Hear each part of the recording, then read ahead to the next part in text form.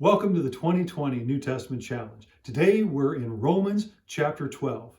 This week we'll be finishing up the book of Romans. Now chapters 12 to 15 deal with application. And then the final chapter, chapter 16, deals with appreciation. But in the first 11 verses, Paul has set forth our theology. This is what we know to be true. This is our theology about God and his character, who we are and who he is, and how he has changed our lives. Now in chapters 12 to 15, Paul's going to put it all together. He says here in the very beginning, therefore.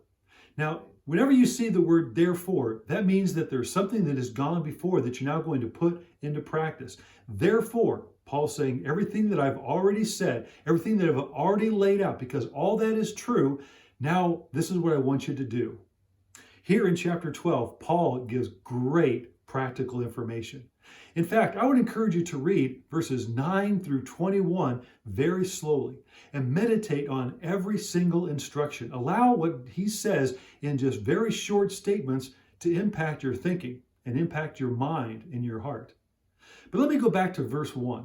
Here in chapter 1, Paul says, therefore, because everything that I've already laid out and said, I want you to do this. He says, I urge you, brothers. Now, I urge you. That means to make a decision, to make a commitment. Now, you've heard all of these things, but now you need to do something with it. Therefore, I urge you. And he says this in the very strongest terms. It's not just a good idea, but it's a command almost. I urge you, brothers, with everything that he has. He says, I am pleading, I implore with you that you put this into practice in this following way.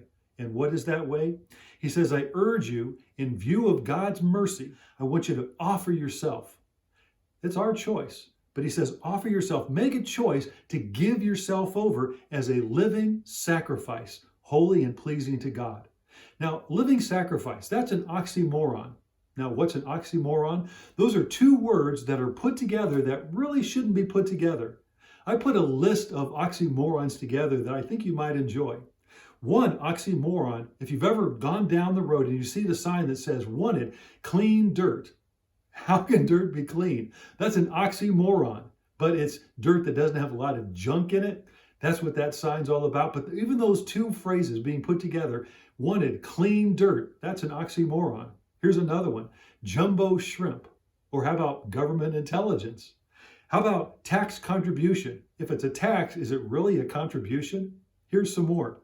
Bittersweet or original copy. How about authentic reproduction? It doesn't make sense, but they are put together. Here's another one, elevated subway. But my all-time favorite is that oxymoron, pretty ugly.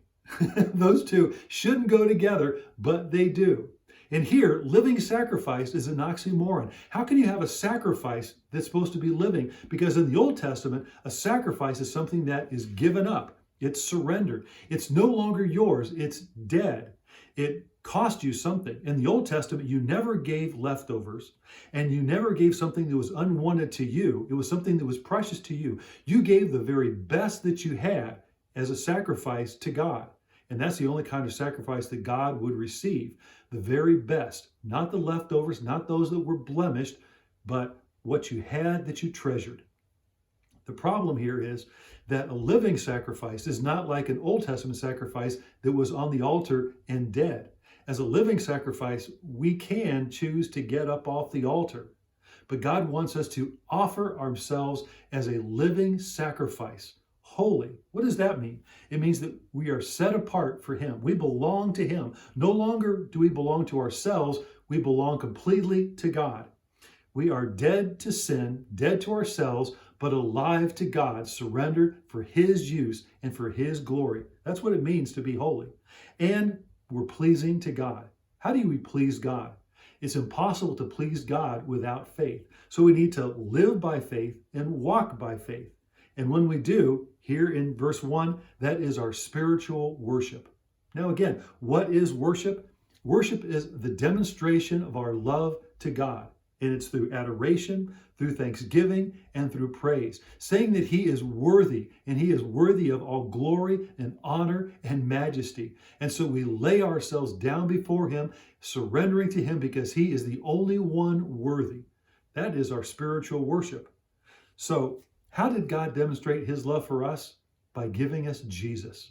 How do we demonstrate our love to him? By surrendering complete control of ourselves to God. Therefore, I urge you, brothers, in view of God's mercy, to offer yourselves as living sacrifices, holy and pleasing to God, which is your spiritual worship. May we be a living sacrifice every day. Thank you for joining the 2020 New Testament Challenge.